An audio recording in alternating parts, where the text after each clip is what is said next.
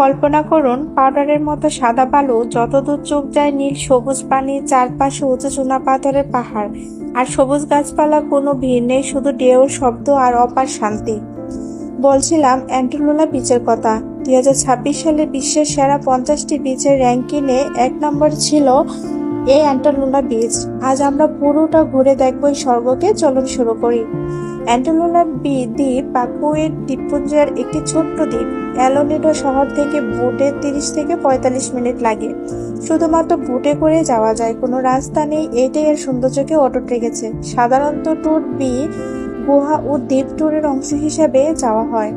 প্রথমে চোখে পড়বে পাউডারের মতো সাদা ও নরম বালু, চারপাশে উঁচু চুনা পাথরের খাড়া পাহাড়, যেগুলোতে সবুজ গাছ লেগে আছে। পানি এত স্বচ্ছ যে তলা পর্যন্ত দেখা যায়। পানির রং কখনো ফিরোজা, কখনো গাঢ় নীল হয়। এখানে ভিড় খুব কম, তাই অসাধারণ শান্তি পাওয়া যায়। অনেকে বলেন এটা পৃথিবীর সবচেয়ে সুন্দর ও অক্ষত বীচ। সাঁতার কাটুন ও স্নরকেলিং করুন, কায়াক চালান বা প্যাডেল বোর্ডিং করুন, বালুর উপর হাঁটুন, রোদ পোড়ান, বোটে টুর, তাজা মাছ, ফল ও নারকেলের পানি খান, পাহাড় ও পাথরের সুন্দর ছবি তুলুন এবং সূর্যাস্ত দেখুন। যদি প্রাইভেট বোটে হয় সবচেয়ে ভালো হয়। সেরা সময় হচ্ছে নভেম্বর থেকে মে মাস বা শুষ্ক মৌসুমে। টিপস হিসাবে থাকবে সানস্ক্রিন, টুপি, পানির জুতো সাথে নিন। পরিবেশ বান্ধবতে থাকুন, কোনো প্লাস্টিক ফেলবেন না। প্রাইভেট বোট নিলে আরো ভালো অভিজ্ঞতা হয়।